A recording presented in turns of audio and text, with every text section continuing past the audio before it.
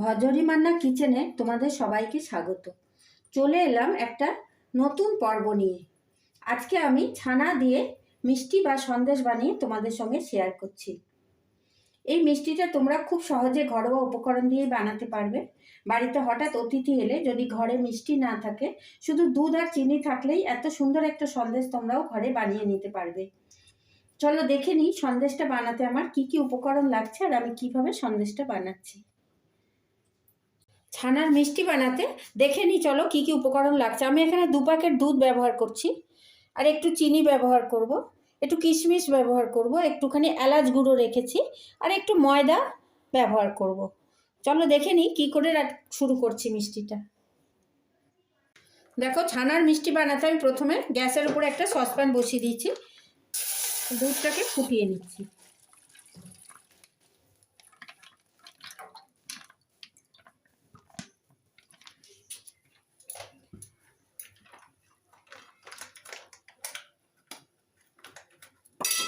দেখো, আমি 2 প্যাকেট দুধ ফুটিয়ে নিচ্ছি প্রথমে।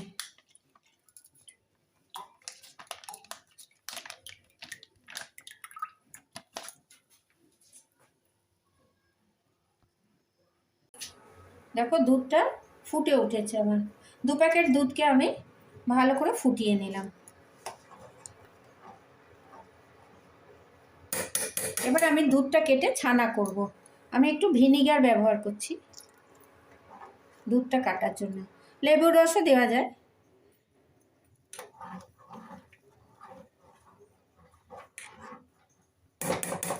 একটু ভিনিগার দিয়ে দিলাম যাতে দুধটা কেটে যায় সুন্দর করে। এই দেখো, দুধটা ছানা ছানা হওয়া শুরু হয়ে গেছে।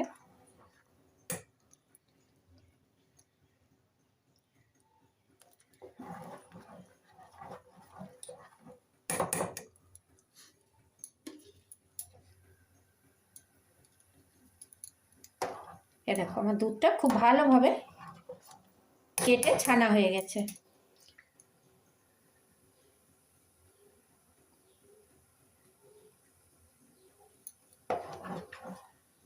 এবার আমি এটাকে ছেঁকে নেবো একটা ছাঁকনিতে। আমার দুধটা ছানা হয়ে গেছে। এবার দেখো, আমি একটা স্ট্রেনারে একটা ছাঁকনি রাখলাম। এবার আমি যেহেতু আমি জলটা খুব ভালো করে নিকড়ে নেব, আমি একটা পাতলা কাপড় দিয়ে দিলাম।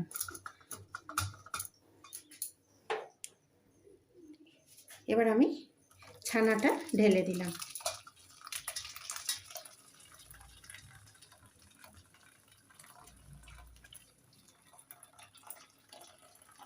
পুরো ছানাটা ঢেলে দিলাম ছাঁকনির ওপর। দেখো, আমি ছানাটা সাদা কাপড়ে করে ছেঁকে নিয়েছি। এবার আমি, খুব গরম আছে তো আমি এটা একটু জল ঝরতে ছেড়ে দিচ্ছি 2-4 মিনিট।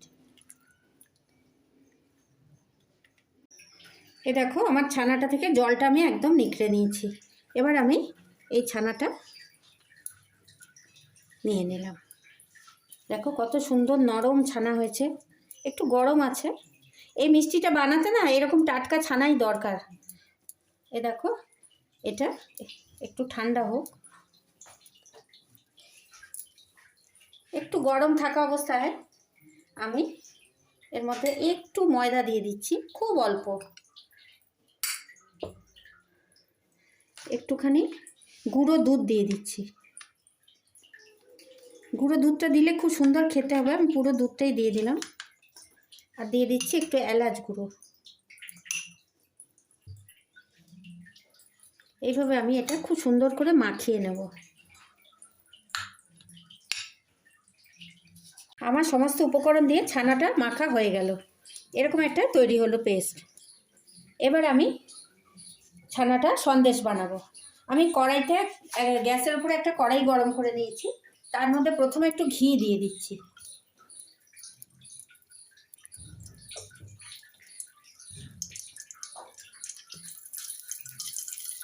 একটু ঘি দিলে সন্দেশটা খেতেও ভালো হয়, গন্ধটাও খুব ভালো হয়।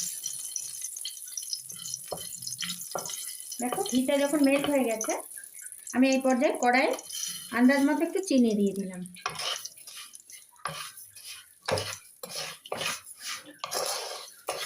ঘিয়ের মধ্যে চিনিটাকে খুব সুন্দর করে একটু নাড়াচাড়া করে নিচ্ছি।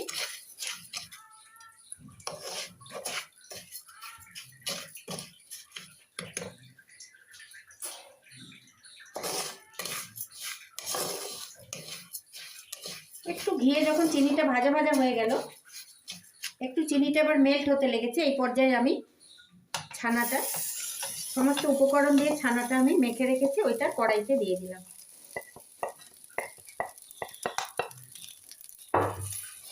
দিয়ে খুব ভালো করে এবার ঘি, চিনি, ছানা সমস্ত কিছু আমি এবার মিশিয়ে নিচ্ছি। এই মিষ্টিটা তোমরা ঘরে বানিয়ে দেখো, খুব সুন্দর খেতে হয়। আর দুধ দিয়ে ছানা কেটে করলে খুব ফ্রেশ হয়, ছানাটা খুব সফট হয়, আর মিষ্টিটাও খুব সুন্দর খেতে নরম হয়। কিন্তু অনেকে বাজার থেকে পনির কিনে সেটা দিয়ে বানায়, সেটা অতটা সুন্দর বা টেস্টি হয় না যতটা এই টাটকা ছানা দিয়ে বানালে হয়। দেখো কড়াইতে আস্তে আস্তে চিনি, ছানা সমস্ত উপকরণ দেওয়া আছে, মেল্ট হচ্ছে, একটা খুব সুন্দর ঘিয়েরও গন্ধ থাকছে।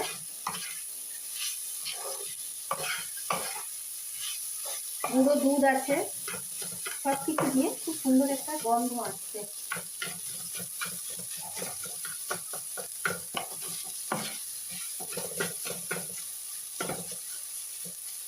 একটু ছানাটা ভাজা ভাজা হবে।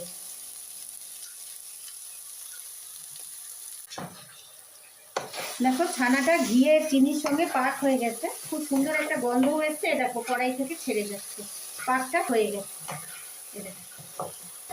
এই পাকটাই আসল, এটা একটু সিমে আস্তে আস্তে করে করতে হবে, অনেকক্ষণ টাইম লাগে কিন্তু খুব সুন্দর হবে খেতে। আমার মোটামুটি মিষ্টিটা তৈরি হয়ে গেছে, দেখো আর কড়াইতে লেগে নেই। এই পর্যায়ে আমি আর একটু এলাচ গুঁড়ো দিয়ে দিলাম, আর একটু ঘি দিয়ে দিলাম, যাতে আমার পরে মিষ্টিটা একটু ঘিয়ের ফ্লেভারটা আসে। ব্যাস, ছানার মিষ্টি তৈরি হয়ে গেল। এইভাবে তোমরা ঘরে ট্রাই করো, সমস্ত জিনিস ঘরেই থাকে আমাদের। অনেক সময় বাড়িতে হঠাৎ গেস্ট এসে যায়, সেরকম মিষ্টি থাকে না, 2 প্যাকেট দুধ বা 1 প্যাকেট দুধ দিয়ে দেখো কতগুলো মিষ্টি হবে। দেখো এবার আমি এটাকে নামিয়ে নিচ্ছি, পাকটা আমার হয়ে গেছে, ছানার সঙ্গে ঘি চিনির পাকটা রেডি। এই পর্যায়ে আমি এটা ঢেলে নিচ্ছি। দেখো আমি সন্দেশটা কড়াই থেকে নামিয়ে নিয়েছি, পাকটা খুব সুন্দর হয়েছে, কালাকাদের মতো জমে গেছে। দেখো এই পর্যায়ে আমি সন্দেশটা পিস পিস করে কেটে নিচ্ছি।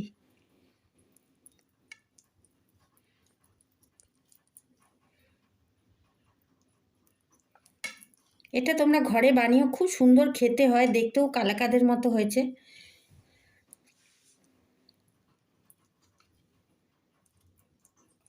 দেখো এইভাবে আমি মিষ্টিগুলো কেটে নিলাম, আর একটা একটা করে কিশমিশ আমি সাজিয়ে দিচ্ছি, তাহলে সন্দেশটা দেখতে খুব সুন্দর হবে।